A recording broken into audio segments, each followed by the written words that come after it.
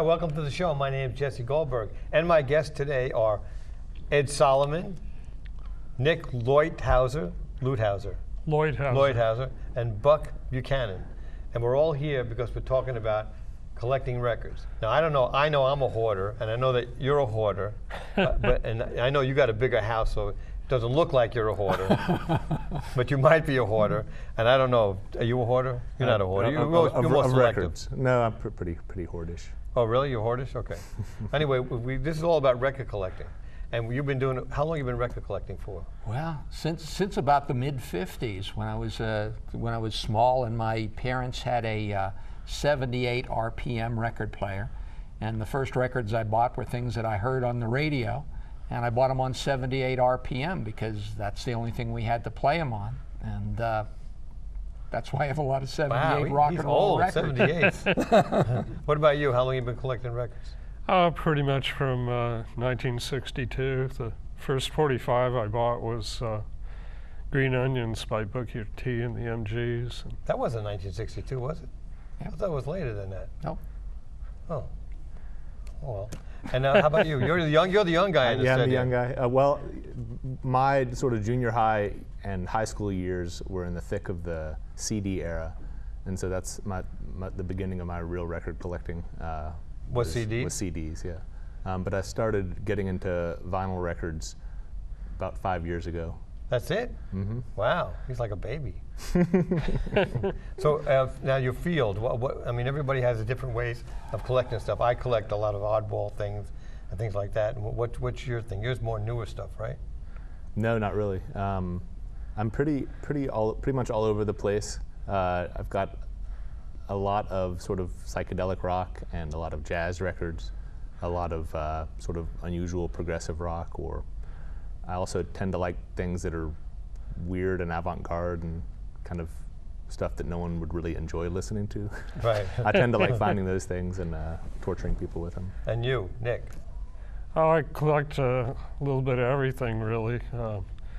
I have a lot of rock that I collected in the 60s and 70s, and it sort of evolved in other directions, including 50s rock and rockabilly.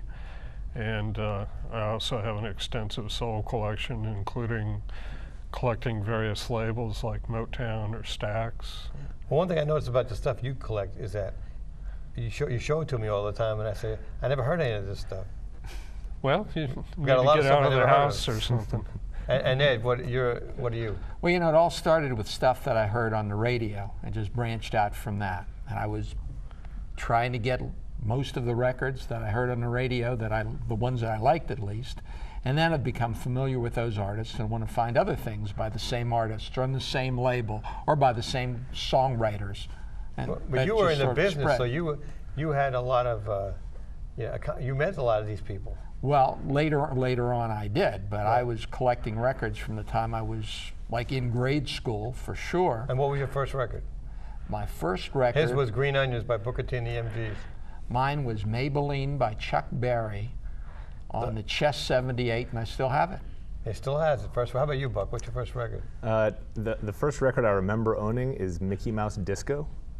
Mickey, I got that record. It's a pretty good record. The first one I remember picking out in a store when I was a little kid was the soundtrack to Beverly Hills Cop. Really? Yeah. Huh. My first record was Herman's Greatest Hits, Volume 1. All right. My first record that I actually bought myself in the store. Right. A personal choice. My personal choice. Shows where I've gone through. And we got some records to show here, right? So I'll just take from the top here, right? Whose is this? Nick's? I just got that recently. I like collecting. This is weird. Art Linkletter? Right. Art Linkletter record. What does he do on this thing? I like collecting personalities, and his daughter had become estranged from the family and run off and was The Art Linkletter record? partying with hippies and doing drugs, and he wrote this song called "We Love You, Call Collect" that became somewhat popular. I remember that, yeah. It got reissued on Capitol, and that's the LP. It's apparently got Talking to Youth about drugs on it. So, well, didn't work on you, did it? Okay, here we go. Let's get one of Ed's records Well, here. you got to take these all as a set. All as a set. Okay, I'm going to show these one after other, and the idea is to find out what do we have. Except for the last What do they have in common? one. You ready? Here's a Common Paul Anka record. Here is an Aretha record. Here is a Diana Ross record. And these are all Andy Warhol covers, right? All Andy Warhol covers. All Andy Warhol covers. There's a Rolling Stones record. I didn't know he did that one. There is a Blondie record. Deborah Harry, correct. Right? And there is another Blondie record. And there is I don't know what that is. Well, you can read it right on What the is back. it? John who? Wallowitch. Who's he? Just somebody who made a record in 1964 and hired Andy Warhol to do the cover before Andy really hit his stride as John Wallowitch. as a pop How did you know artist. this is an Andy A Warhol paycheck. It just looked like it could be when I found it, and indeed, on closer observation, it was. Anyhow, they all constitute a poor man's Andy Warhol art collection. You know, one of the great things about records, besides how they sound, Is the if you covers. are the covers, and that's a great example how just about anybody can own some great Andy Warhol artwork. Why do you think there's been a resurgence in vinyl? What's the reason? Do you think it sounds better? I don't think it sounds better. What do you? Why do you think it was a resurgence in vinyl? Not quite sure. I'm glad to see it coming back, but it makes the competition harder, that's for sure. Right. But what? Do you think it sounds better?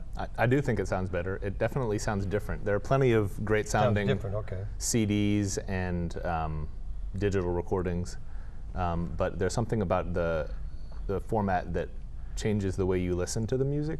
There's so much physical manipulation that has to happen in order for you to actually play the record that it sort of changes your frame of mind. And if you're listening to CDs or an iPod, it's a much more casual experience. Right. More disposable.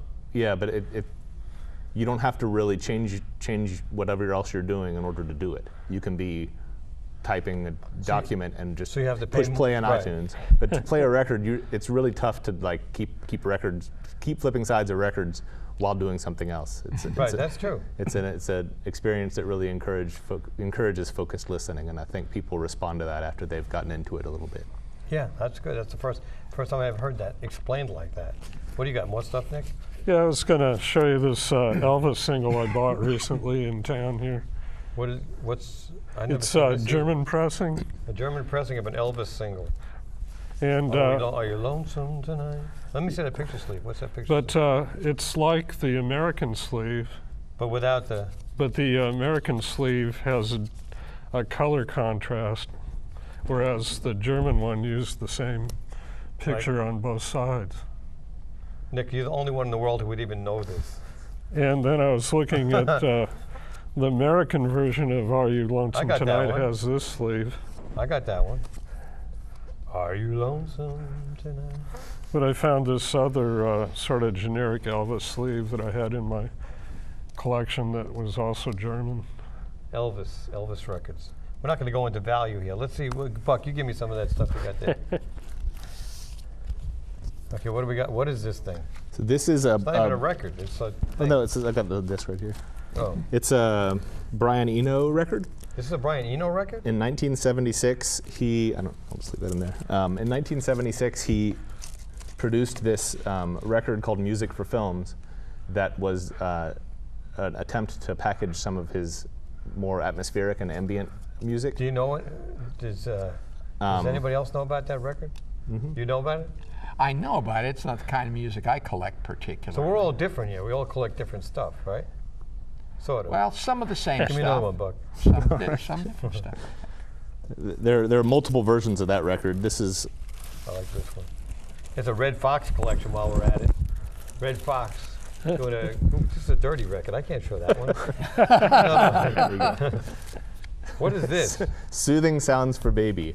Soothing Sounds for Baby. There What is are this? 3 volumes of this record. It was released in '63, I think, and it's electronic music that's performed and composed by Raymond Scott, who's pretty well known as a sort of easy listening composer and band leader. And you knew this when you were buying this with this baby on the cover? Yeah, I flipped past it, and at first I couldn't believe my eyes because I was familiar with these records but didn't think I'd ever run across one because why would I? Now, where do you find all this information? Now, you seem to know everything. Well, why don't I'm such a mainstream guy. I don't know all this weird stuff. This is, I mean, it's a pretty odd record, not just visually, but the music itself is minimal electronic pop music that it's hard to believe anyone could actually think it would soothe a baby. A lot of it is very repetitive, sort of weird sounding drum machines, but it's all made in the early 60s before there was really a standardized electronic instrument format. So how much time do you spend listening to these records? I've listened to that one maybe 3 times now. Oh, but I mean, that'll probably about do it for me. A day. Do you listen to records often? It varies. Some weeks I'll spend an hour or 2 a day listening. Sometimes I'll play records in the background. Sometimes a few days will go by where I won't listen to any records. I listen to plenty of music on CD or on my iPhone, especially if I'm in my car. There's no substitute for digital music in that right, in that form, right. Yeah. What else? Let me get another one of these. Not the dirty covers. What's this? I There's a Red brought Fox this one too. Which one? This includes 4 tracks he made in 1946. Red Fox and Dusty Fletcher? Who's Dusty Fletcher?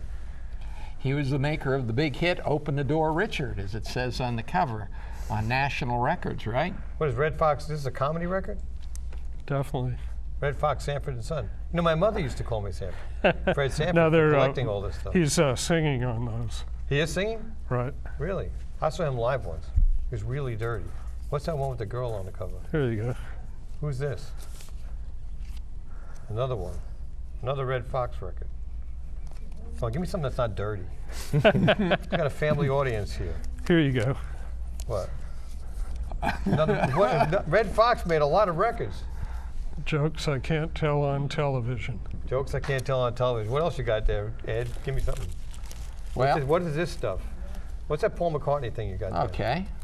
You know, in addition to making covers that are neat art, they've also made records themselves that are pretty neat pieces of art. This is called a shaped disc, right? It is a shaped picture disc. Why don't I have heard of this song? We all stand together. That was one of the singles that Paul McCartney had out that was actually a pretty big record in England, although not here in the United States. I'd never heard of this one. And the character there is Rupert, and he was Rupert a bear or something? Exactly. Storybook character that was big in England, but not so much here in America. Yeah. Well, what's that? Can you get that one behind you, Buck? There's a common one. Yeah. This is a common one, but it's another Andy Warhol. It's a Rolling Stones one. It's got the zipper and everything. Right. It works too, right? It's a neat sort of thing. And the big reveal. Okay. Say, you know, a lot of young ladies rush that home from the store to see what was under that zipper. And young men too, but we don't want to talk about that. Okay. But give me something else. Let me get this one. Let me get my record out here. Look, this was a record that I did. See?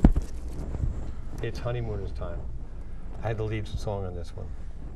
And how did you get your song on that collection? I got connections, you know? You know, that label was doing a lot of reissue stuff. They did a lot of... This is all reissue except for my song and another song. Did a lot of doo-wop and R&B, and that's how I sort of became fond of that Murray Hill label and wound up buying the Orioles box set on there, the Frankie Lyman and the Teenagers box set on Murray Hill. They got a lot of my money. Really? Yeah. Did you buy this one? Did you ever hear this one before? I didn't. I hadn't heard of it until I met you. I made more money selling these records, the full records, than I did from the royalties from the records. It's a good thing I ordered 100 of them when they first came out. So. Yeah, I had a copy of that I got back in the 80s. Did you really? Uh-huh. Are you serious? You bought this? Yeah, we used to stock it at the store I worked at in Chicago. Really? Did you ever listen to it? Probably. Oh man, so you knew me back in the 80s. I was famous. Yeah. Give me something else, Buck. Serendipity. Yeah. What's this? So this is a Who is jazz record on the Blue Note What's label. his name? Gratian Moncour III. Gratian Moncour III. And he's a trombonist. And in the early to mid '60s, there are several Blue Note records. Blue Note's a jazz label that Right. distinguished itself from a lot of other New York jazz labels by Can I get a picture of that Blue Note thing? There's, I got one right here. Yeah, that's what a later pressing would look like with the blue label. There it is. I've got another Blue Note record with an earlier label if you want to show people that. But You should show people how to take care of records the right way. Yeah, I mean, like if people just, like Kat over there, she just, put her fingerprints all over it. What do you got there? He's got another Blue Note ladle. Stone symbol. I never seen that picture sleeve before. There's one thing about records is that you always see something you've never seen before. Oh, that's the original Blue Note label? yeah, this is what an earlier label would look like, and the original issue of that label would have been on that. Here's an original Blue Note. Is this an original Blue Note? Mm-hmm. Wow. And so there are a lot of little distinguishing marks on the label that you can tell based on when the album came out and a lot of the typography around here and other physical aspects of the record, whether a given Blue Note record is a first pressing or not. Anybody getting into records, this is how you handle a record, like this. On the sides, you don't touch the vinyl at all, you don't get fingerprints on it, or you can do it like this with your finger like that. But don't go touching the vinyl because the fingerprint stays on it, you get greasy on it, then the other stuff gets on, right? The easiest way to clean a record is don't get it dirty in the first place. Right, but sometimes you buy old ones. Oh, exactly. Okay, what do we got here, Nick? You came prepared here. I'm gonna flip down these 45s here, all right? This is Angie by the Rolling Stones. And it's a French picture sleeve with dirty. a painted lady. Little Richard. And I wanted to show other formats, including 7-inch EPs, so I brought in my Little Richard EP collection. They're all the same. Okay. No. Little Richard. Well, there's 3 for each album. So We're going fast here. then he recorded earlier on RCA. What's this? And What am I looking at here? that's a record that matches this. That's a different label. Oh, it's color. Little Richard again? Little Richard. Hey, It what's was like this? a UK Beatles EP. Is this the original? I don't know. Polyphone? They didn't go out of print for a long time, so I'm not sure if it's I had a whole bunch more of these, recent but one or they not. couldn't tell the originals from the fakes. Yeah, it's Parlophone on the black label, see? I know some stuff. Yeah, There's a Jeannie C. jukebox Riley. EP. Oh, for I Upper have Valley 2 of PTA? those. Then Who's this we were guy? talking about Red Fox. This is an EP by Sloppy Daniels, who was on the same label. Sloppy Daniels? Yep. Never heard of him. And since Liberace's got a movie coming out, I brought that one. Liberace's got a movie coming out? Well, about biography. Liberace. There's an HBO movie. Who are the Moonrakers? There's a group in Denver in the 60s where I grew up that called the Moonrakers after the James Bond novel. Oh, and on Tower. Tower is Pink And Floyd's I label. found that recently, and it's autographed on the back by all 5 members. That's their first It's a single. good eBay item. Who here sells on eBay? I've sold some stuff on eBay. You don't sell on eBay? Nah. I Never. sell on eBay all the time. I'm going to take all this stuff and sell it, as a matter of fact. I But you sell a little bit on buy. eBay, right? Mm-hmm. You do some record shows, right? Mm-hmm. Right. Yeah. Yeah, but well, how long? So you don't sell at all? You just keep collecting? You've seen my house. I've seen his house. He's got his downstairs in his house has got all these like shelves, like you'd have in a store somewhere, and you can actually get to any record he wants. Like if it's an alphabetical order and everything. Now in my house, they're stacked to the ceiling in white boxes, and somebody asked me for something, and I got to break my back to find it, and I don't even know where anything is.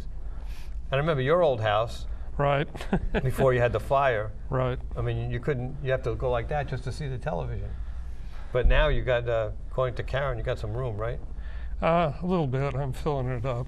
Oh, okay, make sure. It's a work in progress. And how about you?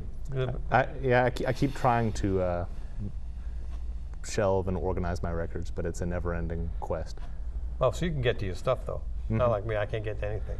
So what is anybody looking for anything in particular they haven't gotten yet? You know, something they really want, or you're just kind of discovering it as it happens. Well, I've always wanted to have a U.S. copy of Shaken All Over by Johnny Kidd and the Pirates on the Apt label, APT. Shaken All Over by Johnny Kidd and the Pirates on the Apt label. Right, the U.S. pressing. I've I already never got heard of the Apt UK label. I never one. heard of Johnny Kidd and the Pirates, and I never heard of the song Shaken All Over. You're You shaking have like heard this. of Shaken All Over. You probably How's it heard go? the Who's version. Guess who? The Guess Who? And the Yes. Guess Who. Really? No, I'm very much, I haven't. You probably I have. recognize And it. read Wanda that right. You'd know it if Jackson. you heard it. Wanda Really? Jackson recently recut it about 2 years ago. Jack So why are White you looking for that producing. particular one? Oh, just because I like the tune. Oh, okay. I had the Guess Who version since the 60s, and then I found out they were doing a cover, so I got interested in the Pirates. And what year was that, the Pirates one come out? I'd say about 62 or 63. 62 or 63? What about you, Ed? What are you looking for? Just obscure R&B records, R&B vocal group records that I heard on the radio in Pittsburgh, and the names of them just really wouldn't mean anything to anybody. There's I don't think there's a record called "You" by a group, the Initials, on the D record label. It was pressed in Pittsburgh on another record label, but the original was, I'd love to have the original. A lot of it is just being able to own an original pressing, like you were talking about with Blue Note label, of records that are really meaningful to you, that you like a lot. You want to go back and get the first pressing the way they were originally introduced to the world. And what are you looking for, Buck? Thousands of different things, but something that I actually recently found a single I've been looking for a while, which is a Sun single by the Prisonaires called "Just Walking in the Rain." Found that last weekend. But something I keep on thinking should be easy to find in Nashville that isn't is a 45 by any 45 by the Collins Kids, who were a rockabilly brother and sister duo, child TV stars in the 50s. And you're all shaking your head like you know who they are. But Oh, of course, I've seen them. Really? Yeah, they appeared in Memphis a few years back at the. They can't be the Collins Kids, though. They've got to be old now, right? They're not Well, they kids, were but- teenagers Right. when they were popular in the 50s. So. And actually, Lori Collins appeared recently at the Country Music Hall of Fame as part of the Bakersfield exhibit. Okay. So I got to see her there. Wow. So do any of you like mainstream, right down the middle, old radio music? I mean, like Top 10? Dave Clark 5, or I don't know, like Oh yeah, I mean, Or, I have all Olivia of them. Newton-John, or I have all of that. I would have every Dave Clark 5 hit and a lot of songs that weren't. I would have every Olivia Newton-John hit and a lot of songs that weren't. I started collecting, as I say, by buying the things that I heard on radio, and that was the basis, and it just sort of spread out from there. Right. What about you? You got any normal stuff? Oh, of course. I mean, I was just buying 45s that were on the charts in the 60s, and And you still got them? most of them. You still got the stuff that you originally bought. Right. And So what is your favorite, Buck? Since you're the youngest here, what is your favorite era of music? I mean, what would be your favorite? What do you? I mean, you're looking at it from a. It varies with mood a lot, but I definitely tend to gravitate toward the late '60s. Late 60s. Mm-hmm. And that would be Doors stuff, like that kind of stuff. Rock music or sort of all kinds of stuff. But I love plenty of music that's made today. Also, there's not really a big dip in quality that I perceive at any point in the last century. Really? I think there's great music from I've heard great music from every decade, from the 20s through now. So why would you say that gravitate toward the late 60s? I think there was an explosion of creativity in the rock music field then, that had followed an explosion of creativity in the jazz music field. Those two things sort of coming together in the late 60s. I think part of it had to do with the very first time someone made a guitar amp that was designed exclusively for electric guitar was a Vox amp in the mid 60s in Britain, and I think that probably had a big influence on the development of this distinct sound. Well, this multi-track started then, right? And then 60s, late 60s. Multitrack started actually in the late 40s But I with mean, the people like real, Les I mean, Paul and Patti I Page. meant the more than 4-track, you know, like 8-track or Multi-channels. whatever, yeah. I didn't mean multi-track, I meant a lot of them. Just not, you know, not just a few of them, but a lot of them. Because then the Beatles did Sgt. Pepper on, what, 2 8-track machines or something like that? Less than that. Was it 2 4-track 4-track machines? machines. 2 4-track machines, yeah. So what do you guys think of the Beatles, by the way? That's my favorite, but are they too mainstream for you or what? I love the Beatles. You love the Beatles? Mm-hmm. They were the ones that spearheaded this whole change to the late 60s. Yeah. My theory is that lyrically, it grew up in the late 60s. You know, they were singing songs about things that were different, rather than just, you know, I love you, you love me, la la la, you know, that kind of thing. But Even though my sister would play them endless hours over and over again, I still love the Beatles. really? Yep. So Ed, what do you think? Hard not to like the Beatles. I think everybody can find Beatles songs that they like. Even little kids. And after a while, maybe you wear out on a particular track, but there's always so much more that you can go in and be introduced to. And then after a while, some of those older tracks start to sound fresh again. One more question. We're almost out of time. Mono versus stereo. What do you think, real quick? Who cares? Who cares? I think there's no definitive one is better than the other. I think it depends a lot on the specific recording. Some albums, the stereo version sounds worse than the mono version to a noticeable degree. In others, Right. it's the other way around. So it's a case-by-case basis. It depends how the record was, why the record was being made, how the record was being made by the producer. If you're Phil Spector, you're making a mono record, and a stereo record is just not that important. Well, we got to get going. We're out of time. This is Ed Solomon. This is Nick Lloydhauser. This is Buck Buchanan. I'm Jesse Goldberg. We'll see you next week in another edition of the show.